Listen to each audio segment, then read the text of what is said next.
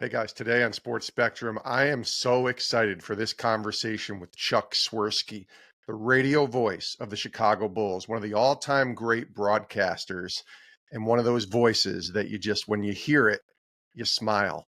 Chuck Swirsky was also a key member of Sports Spectrum's evolution back in the 1990s.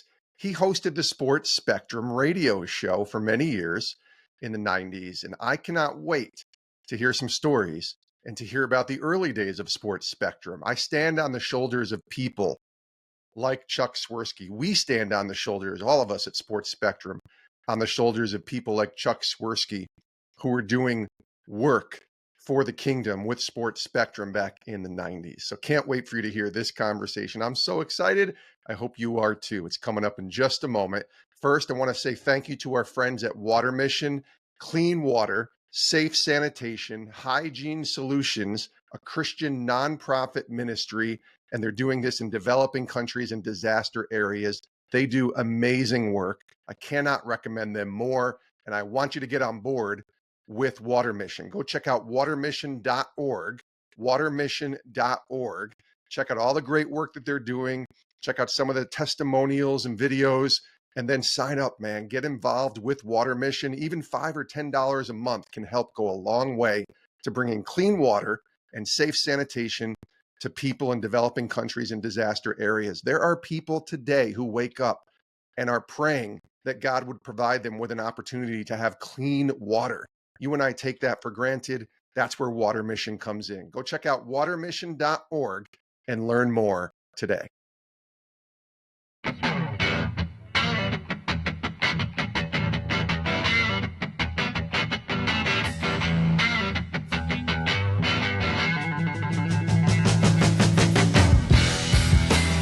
In 2025, Sports Spectrum is going to be celebrating the 40th anniversary, and there are so many shoulders that the people that are working on Sports Spectrum today, including myself, stand on. And one of those people is Chuck Swirsky. He's the legendary broadcaster and radio voice of the Chicago Bulls. He also had an integral role, if you will, in the mid-90s in working on Sports Spectrum, and it's great to welcome Chuck to the show. Hi, Chuck. Welcome to Sports Spectrum. Jason, thank you very much. It's great to talk to you. It's so good to have you on the show. I'm a big fan, obviously, being a broadcast junkie myself. 50 years in the industry, I read, 50 plus years that you've been doing this. Just finished year 16 with the Chicago Bulls. So real quick, let's go back a little bit. What was it that got you interested in sports broadcasting? Well, actually, Jason, I wanted to be a broadcaster since I was 5 years young. Yeah. I broke my mom's broomstick and hung it up from a light bulb switch, or attempted to. He used it as a microphone. I would do play-by-play with baseball cards, with dice. Yeah. And doubles would be doubles. Triples was 6 and a 5. And then a home run, 2 6s. So, I mean, you conjure up all these play-by-play. And then we really didn't watch a lot of TV in the house. My parents... I don't want to say they were strict. They were disciplined. And they felt that in order to be creative, not only and excel academically, but be efficient, that we had to think outside watching a television set. Not saying that we didn't have our moments, because on weekends we did. Weeknights, though, we never were able to watch TV. So I would go to my room and I would memorize players with their schools for basketball or for baseball, what teams.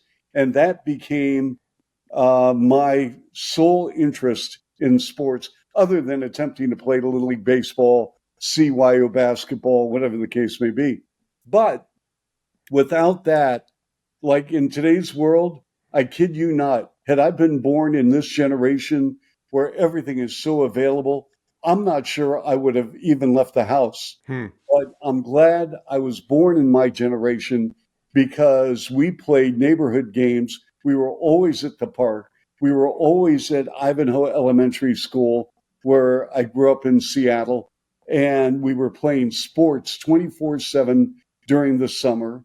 As soon as we got home from school, we would pretend to be a member of the University of Washington or the Seattle Supersonics, or whatever. And it was great. And so one thing led to the next. What was the first big break that got you into broadcasting? First big break was I walked in to a station in Bellevue, Washington, KFKF. The call letters were for Catherine Freeman and Kemper Freeman, who owned the radio station. The radio station was in an outside mall, so Hmm. to speak. And so there was a United Press International teletype machine in a glass case. And so my mom, when she would do her shopping, would drop me off in that area, and I would just be mesmerized by seeing this ticker tape and a typewriter without a human being to manually hit the keyboard. And so, here I am. I'm reading baseball scores and news and whatnot. So I walked in to the reception area and I asked the receptionist, "I'd like a job. Do you have an opening?" And she looked at me, I'm 12 years old. Yeah. And so she goes, well, come back in a few years.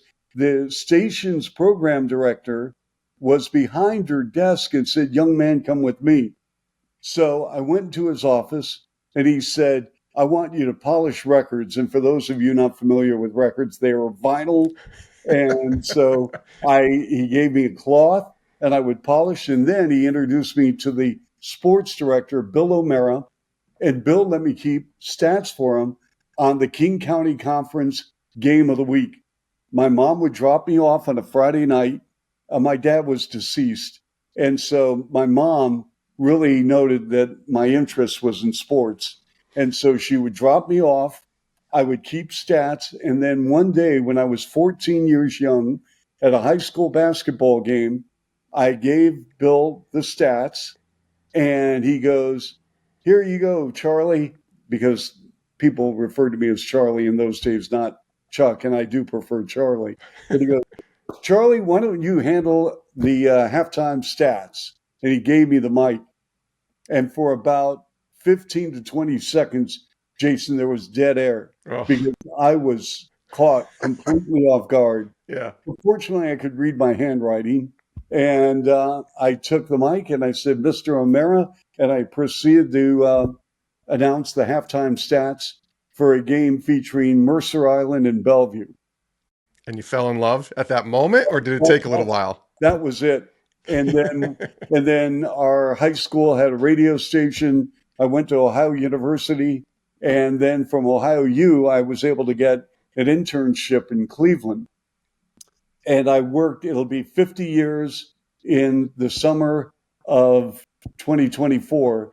Back in 1974 and 75, I did internships at radio station 3WE, which is now WTAM in Cleveland. Sure. And I worked alongside Joe Tate, Herb Score, Pete Franklin, who was like the first true sports talk show host in the United States, and Steve Albert at the age of 24, who is the play-by-play announcer for the Cleveland Crusaders of the old WHA. And he also did afternoon drive sports. So I would go to Joe Tate's house, who was a legend, a Hall of Fame broadcaster with the Cavaliers, also did the Indians. I would go to his house at about 9:30 in the morning, and he would go over tapes. He'd show me how to keep score. His penmanship was off the charts. And so I would go into the radio station at noon. I'd line up guests for the talk show. I'd write afternoon drive sports. I'm 20 years old. And so, I'm thinking, wow. Yeah. And so, I did that. And then obviously I graduated early from Ohio U, couldn't get a job, sent out tapes. And then a week before I was starting grad school at the University of Washington, a radio station, KIRO in Seattle, Yeah. said, "Listen, we've got basically a glorified internship." And I worked in the sports department with Pete Gross and Wayne Cody. And I would stick my mic in a media scrum for 20-second sound bites for the Sonics and Seahawks and University of Washington and everything in between. And then the internship expired and I got a job at WBNS in Columbus. And I was only there for 6 months because a headhunter called, and I was offered a job in Chicago, and that's where this started. Yeah, I love that. I mean, we could talk for hours about the journey and all the little, forks in the road and you go left instead of right, and what would happen if you went right instead of left. What happens if you go to grad school, right? Like all of these Yep. little things that you can kind of look at from God's perspective and say, thank you for directing the steps that you've directed me towards. You get to Chicago. I want to fast forward a little bit because you kind of mentioned even before we started recording that you were kind of doing everything at WGN, which is the Mhm. legendary station in Chicago. But in 1984, 40 years ago, a certain number 23 was drafted by the Bulls, and Yep. suddenly everything changes as far as the landscape of media, attention. What were those times like, say, 84, I guess until you left in the 90s, of being around Michael Jordan and being around those Bulls teams? Well, that era in the mid '80s, um, really, if you identify Chicago sports, it was the Cubs turning the corner in '84. Yeah, It was Jordan arriving in '84, and the emergence of a very young, um, aggressive, dynamic, charismatic football team in the Chicago Bears. And with Mike Ditka personifying what the Bears were all about, very brash, very outspoken, very fiery. And that team took on his personality, led by Jim McMahon, Walter Payton, the Danimal, the defense, the yeah, greatest defense for one season I've ever seen in my life in the agree. NFL. And so the 85 Bears, I mean, it was like none other I've ever seen for one team, one season in any sport. And I mean, the Bulls were magnificent, but their run really was set up by two things. Number one, the rivalry developed with Detroit. And I want to be very clear about this. When I use this word, I mean this in a sports vernacular, Right. but it was personal between the Bulls and the Pistons. There was a lot of built up hostility between the two franchises. We have never seen the Bulls, the Knicks, and the Pistons during that late 80s to mid 90s. We have never, ever seen that again in the league. Rules have changed. The culture has changed throughout the league for a lot of different reasons. But when Jordan arrived, it took the city by storm. And so the Bulls and the Pistons had their little battles with Boston and the Knicks, and then the Bulls took over the league. Jordan retired, he came back, and then he picked up where he left off with three more rings. But during that period of time, teams got better. And I believe, and Jason, I truly believe this, Yeah. when there is a team in a major market, it puts, in a good way, a lot of pressure on the other franchises in the market to get to that level or attempt to get to that level because number one, the um, the amount of money that is available in a major market for disposable income from a fan buying tickets, jackets, hats, everything. Also, disposable income from a company. So if they're sitting around a boardroom and they're saying, okay, we've got $1 million to spend on sports advertising.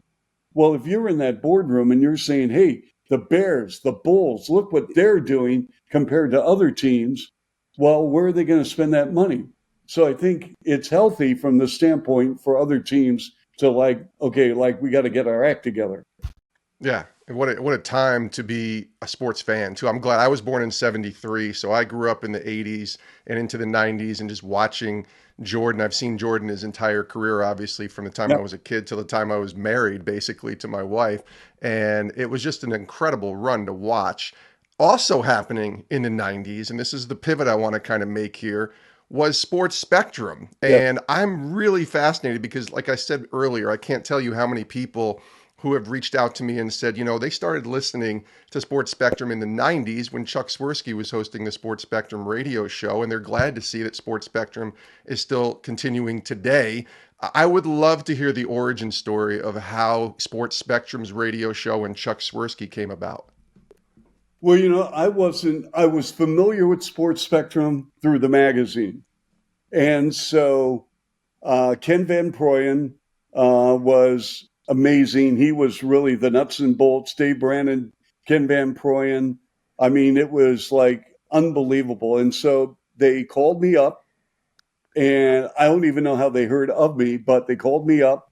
I'll never forget my first meeting with Ken Van Proyen. Ken looked like the modern day version of Abraham Lincoln.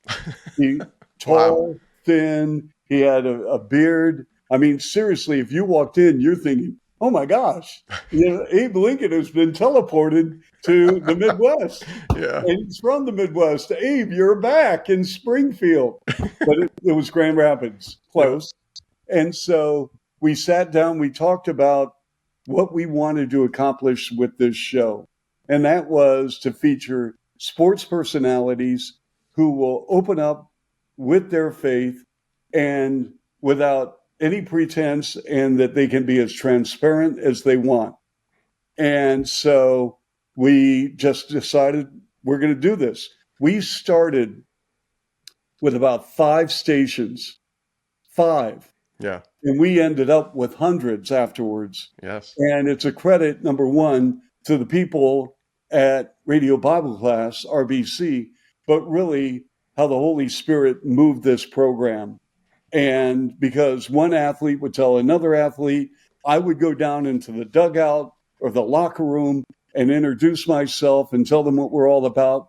And I can tell you, not one athlete that I ever approached turned me down. Yeah. Because after I told them, here's what we're all about, okay?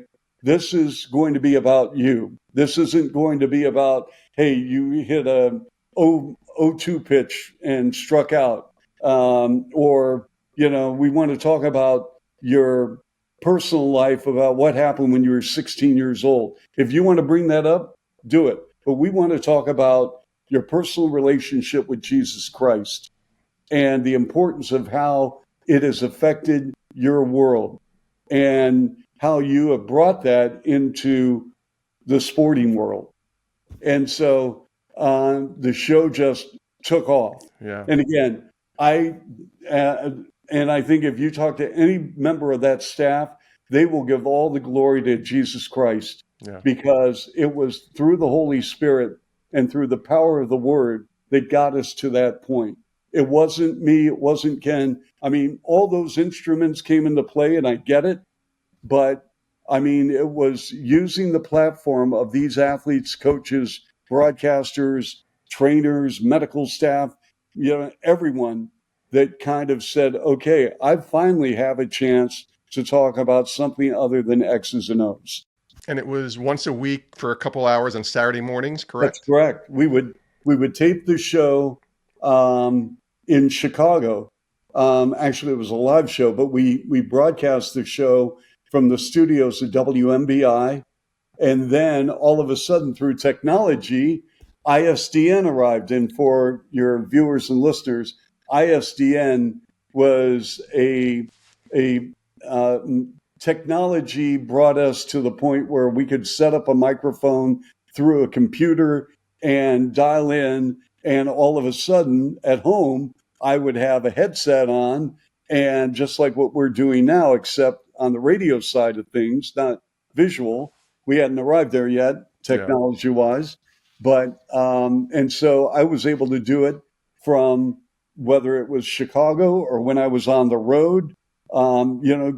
Ken would set me up, and we would do a show from a different radio station, or he would give me equipment, and that's how we did it.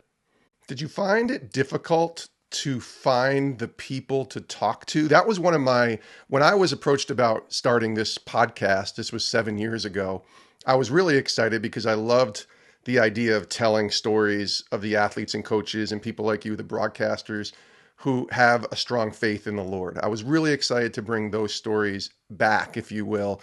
And I was worried though that 6 months in or 7 months in, we would run out of guests. And Mhm. we haven't after 7 years, praise God. That's been amazing. It's the loaves and the fishes.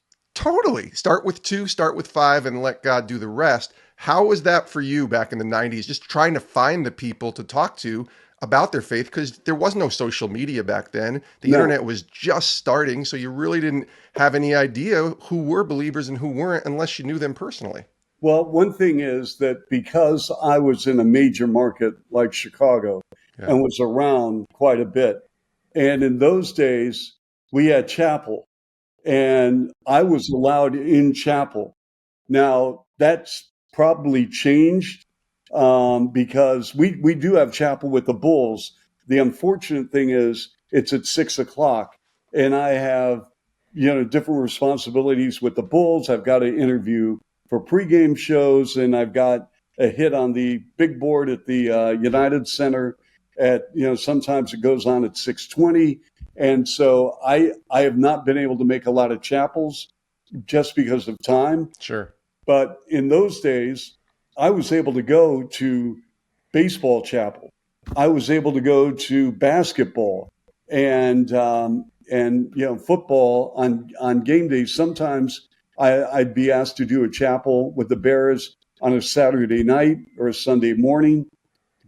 And you start developing relationships. And I have, um, you know, for for myself, I have a what it's called CCR, and C is communication. You've got to have communication with everything we do in life. Yes. Communication leads to a connection, and a connection leads to a relationship. So when you are developing a base, because the house isn't built with the roof, the house is built with a foundation. Yes. And so when you have communication leading to a connection, which is based on then going to the next step of a relationship, what happens, Jason, is that word spreads and you meet people in that clubhouse and you're introduced to people. And one thing leads to the next, to the next, to the next. And so if you're talking to a member of the Atlanta Braves and you meet John Smoltz and we're talking, and all of a sudden a player walks by at the end of the interview when we're just chit chatting, and he goes, "Hey, Chuck, I want you to meet so and so," and he's active and you meet him and you get to say, "Hey, you know what? Next time the Braves come to town, would you mind if?" Totally. Yeah. That's great. I love that. Is there a name you mentioned, John Smoltz? A couple names that come to mind of interviews and conversations that you had back then with Sports Spectrum that still stick out to you today, or still are fond memories? You know what? Wow. Well, everyone really, because everyone has a different story, and the journey, as you mentioned, they're all different. There is Yeah. no one. You know what? I'm glad we have this format because today, Jason, because we had a segment, and we probably, and Ken could probably tell you better than I. We had a segment on our program where we would have listeners called up, and we had a sports medical doctor and his name was Dr. Richard Dominguez, Doc Dominguez. And he was an incredible human being. He was a doctor, a sports physician in Chicago, in Wheaton, Illinois. And he was fantastic on the radio. He was engaged, enthusiastic, and he was picking up his son during Christmas on an icy freeway just outside Chicago. I think it was near or close in Indiana, and he perished in a car crash. And he was so wonderful and so giving to our show. And we actually dedicated one full show to. We took clips of his programming.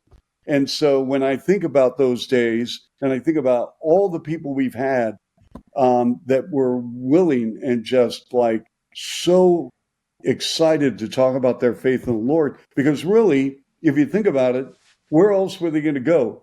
Because today, if you even utter about your faith in Christ, you are shut down. Yeah. I mean, that soundbite in post game is edited out, you know, and so here you're given what you do, Jason, in your podcast, and so an athlete says, "Hey, I don't have to worry about a 15-second clip that's going to be zipped," Yeah. and so that's why it was great. Yeah.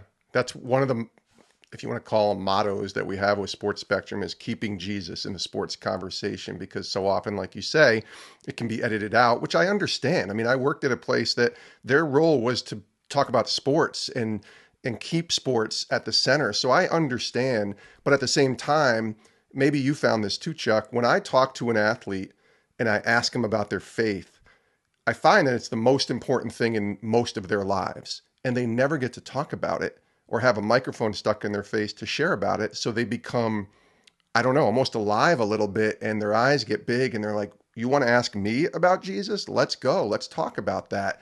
And I just find there's still a place, even though you might see it being pushed out a little bit today, where that can be really advantageous to talk to those guys and give them a platform to share about God. Well, here's my take. In a secular environment, for example, a post game show, Right. um, we, if an athlete brings up his faith or the fact that through good times and bad, my faith in Christ has helped me, take this journey. I mean, I'm leaving it in. Right. Okay. Now, if this becomes an interview on faith, can I see my boss saying, "Wait a minute, hold on, you know what? We want sports. We don't want," and Sure. because this, I get that.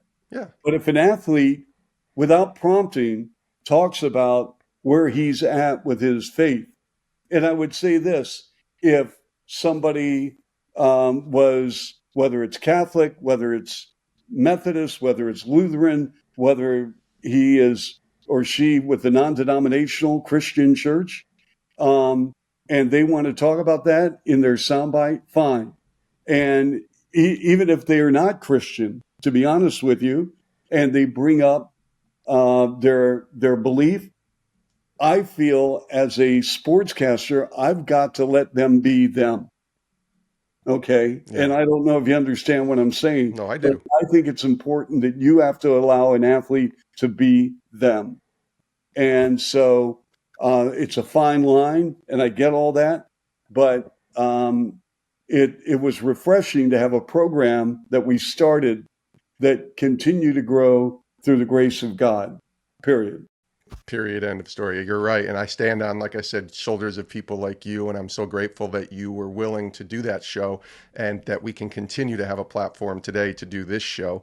As we wind down, I want to ask you one last question, because I saw this great video tribute by the Bulls. They did last year, as I think you reached 2,000 NBA broadcasts. You just finished 16 years with Chicago. By the way, so many people, so many pretty big names, the Steph Currys of the world, are all in there talking about how much you influenced them on their journey, and had wonderful things to say about you. But when your time is done, when you think about, okay, my time is up as a broadcaster, what do you want your legacy to be? What do you want people to say about Chuck Swirsky, not only as a broadcaster, but like you mentioned, as a person? Well, number one, I don't think that way because I still hope that I'm working for a few more years. I hope so So too. We all do. let you know something, Jason. I don't know. But you know what? I really haven't, I don't know how to answer that other than to say that I, I mean, I know people will probably always attach sportscasting to my world because that's been my quote unquote identity.